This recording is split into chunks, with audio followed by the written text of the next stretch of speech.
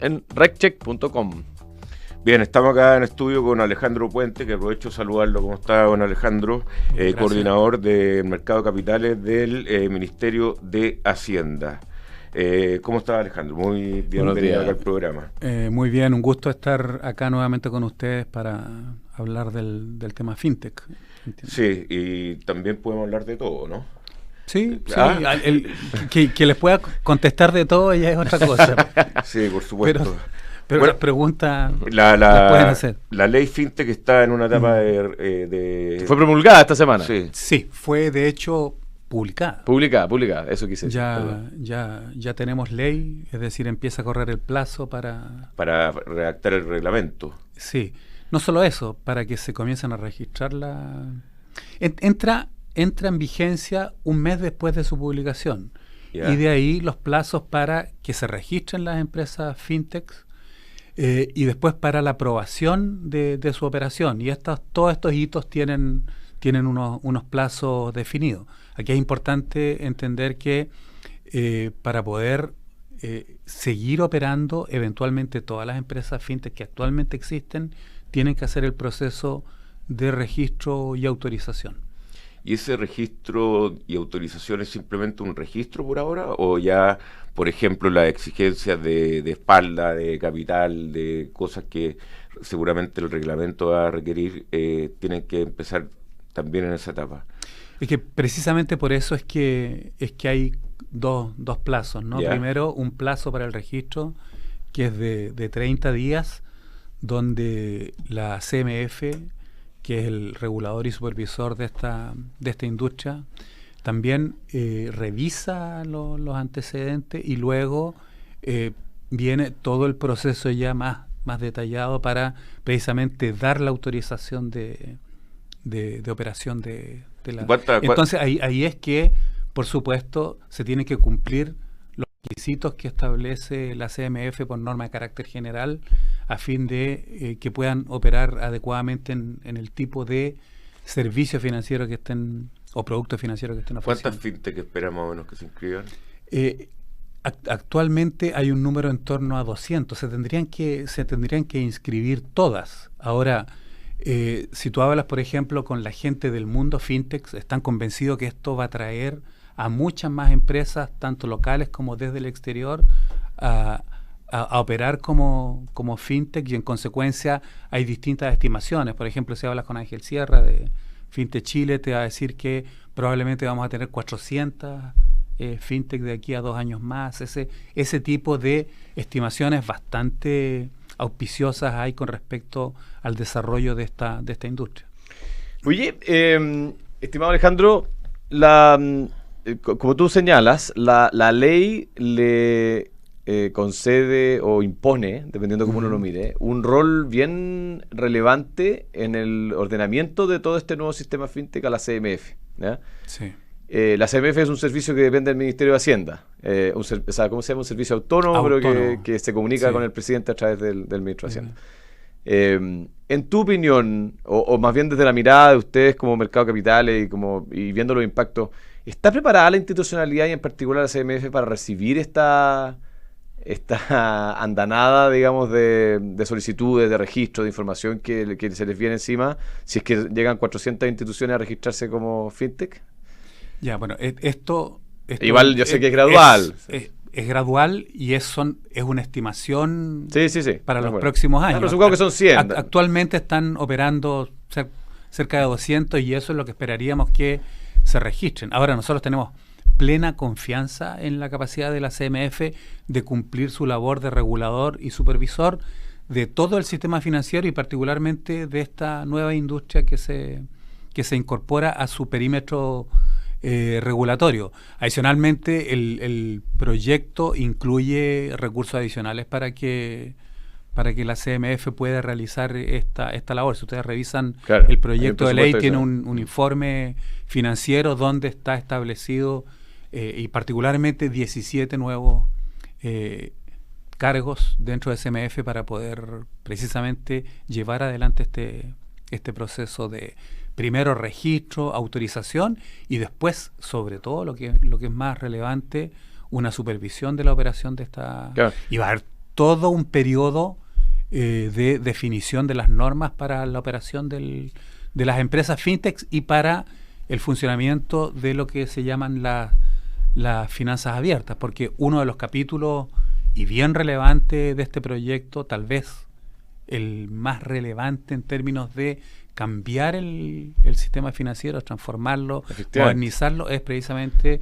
las finanzas abiertas, es decir, la interoperabilidad entre las distintas empresas fintech con los actores tradicionales. Ahora, de hecho yo te iba a preguntar para allá, porque efectivamente como tú dices, este proyecto tiene como dos grandes cambios, ¿no es cierto? Uno es como la regulación de las instituciones fintech, que ya lo comentamos, hay ciertas cosas, pero además se crea o se empieza a aplicar en Chile el modelo de Open Banking, digamos, o como se le denomina, o de finanzas abiertas, como tú comentabas.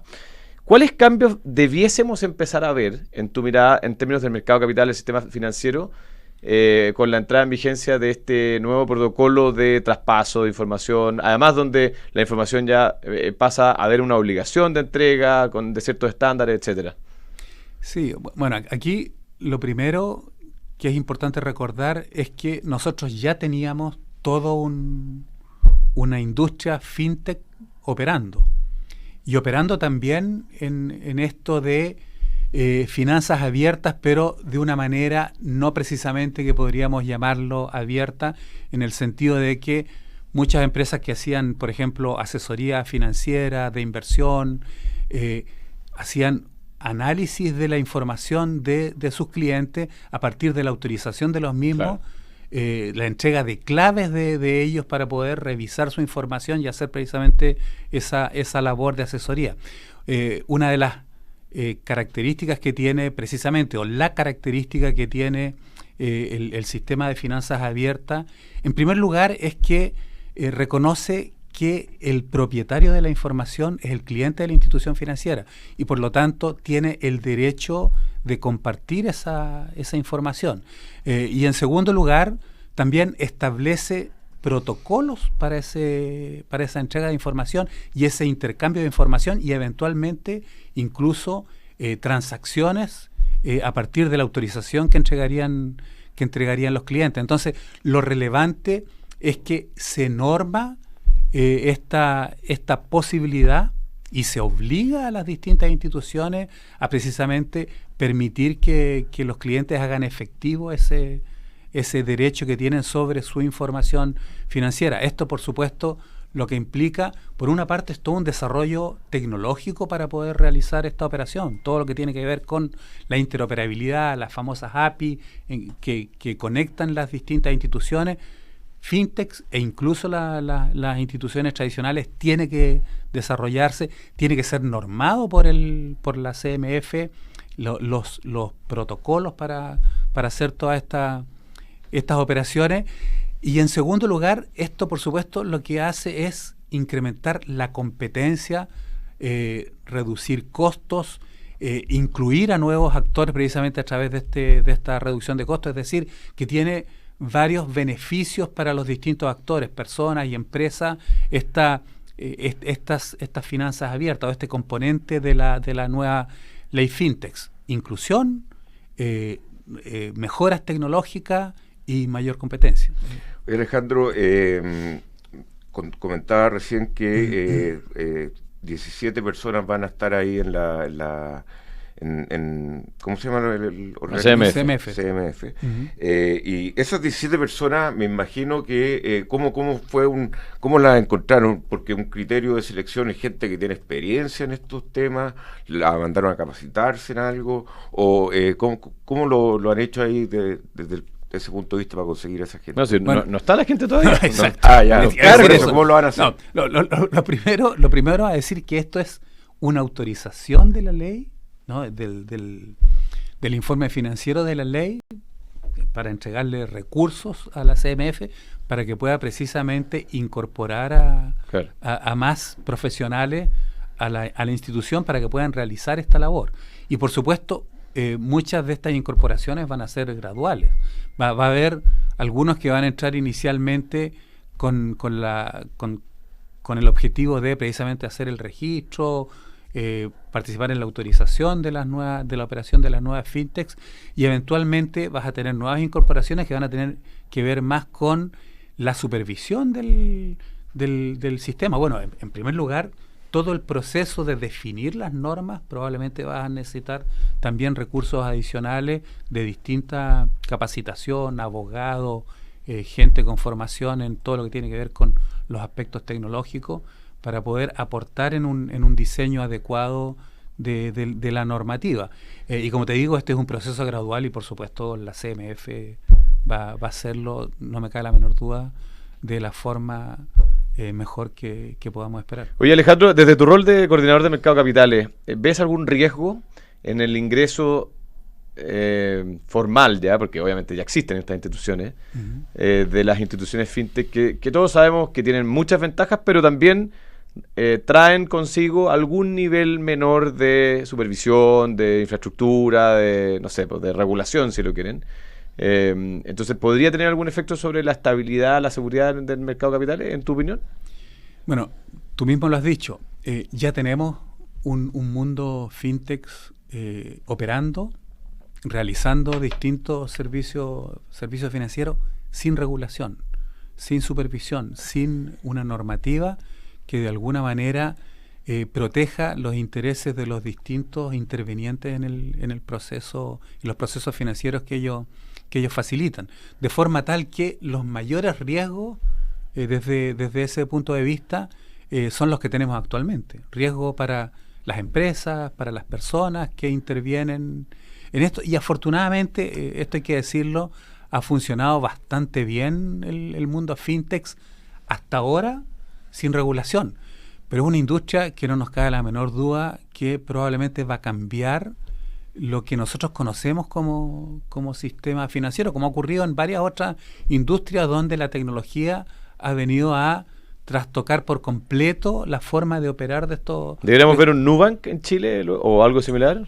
Probablemente, es decir, es muy probable que tengamos nuevos actores bastante relevantes y en ese sentido los riesgos van a ir aumentando, y por lo mismo tener una ley que de alguna manera le pone a la CMF la tarea de resguardar en contra de esos riesgos es bastante relevante. Riesgo para las personas, riesgo para las empresas y riesgo, efectivamente, como menciona, para el sistema financiero. Por supuesto que a medida que va creciendo esta industria, los riesgos son mayores. A medida que además tú le das otras atribuciones, otras posibilidades de operar, por ejemplo, intercambiar información, bueno, todo lo que tiene que ver con precisamente el uso de esa información de los clientes es absolutamente relevante desde el punto de vista de en qué medida están adecuadamente resguardados en el proyecto de ley y en la normativa que se diseñe. Y ahí estamos también convencidos de que el proyecto se ha guiado por las mejores prácticas internacionales en esta materia y hay suficiente resguardo para personas, empresas y el sistema financiero. Sin embargo, nunca los riesgos... Esperamos un segundo, es que quiero aprovecharla hablando de riesgo y como coordinador del mercado de capitales, y está el tema de que el mercado de capitales ya no es el mismo que antes, después de los retiros, con las tasas de interés aumentando, que un mercado de capitales bastante más... no calmado, digamos, con bastante menos volumen, está el riesgo de estos autopréstamos que el mismo ministro de Hacienda está diciendo y la presidenta del Banco Central, que puede destrozar el mercado de capitales. ¿Cómo lo ves tú ahí desde tu cargo, Alejandro? No, ahí coincido, bueno, soy parte del Ministerio de Hacienda, sí. Pero más allá de ser parte del Ministerio de Hacienda como economista, como estudioso durante muchos años de estas materias, no me cabe la menor duda que esto es algo que hay que evitar. Un desastre. Un desastre. Sería realmente, para hacer una figura, una bomba atómica para el sistema financiero. Ya la suma de los estímulos que hubo el año 2021 en la economía, tal vez fueron más allá de lo que debió haber sido, y esto se tradujo en distintos efectos sobre la economía. Sabemos, acaban de dar el dato de inflación, la inflación cerró en 12,8%, la inflación más alta desde 1991. Las tasas de interés, por ejemplo, para créditos hipotecarios se duplicaron. Por supuesto que ha habido otros factores que han explicado este fenómeno, pero una parte muy relevante y la diferencia de Chile respecto a otros mercados en estos indicadores y el deterioro, la caída, por ejemplo, en el mercado de capitales, que se redujo aproximadamente en 20% la gestión de fondos, por ejemplo, de pensiones, son efectos realmente indeseables desde el punto de vista macroeconómico, desde el punto de vista de las futuras pensiones de las personas, y por lo tanto hay que hacer todo lo que esté a nuestro alcance para evitar que este tipo de políticas se repitan. Perfecto, Alejandro, mucha suerte en esta labor. El año que vivimos en peligro, ojalá no sea así, porque ya decir que puede ser una bomba atómica es verdad, sí. Porque ya resistimos las bombas convencionales, pero esta se puede 100% transformar en una destrucción masiva. Son 160.000 millones de dólares, prácticamente 60% del PIB. Sí. Es inmanejable. Así que bueno, muchas gracias por la invitación. Un gusto, como siempre, conversar con ustedes. Gracias, Alejandro. Alejandro Puente, coordinador del mercado de capitales del Ministerio de Hacienda. Muchas gracias, don Alejandro. Un honor tenerlo acá.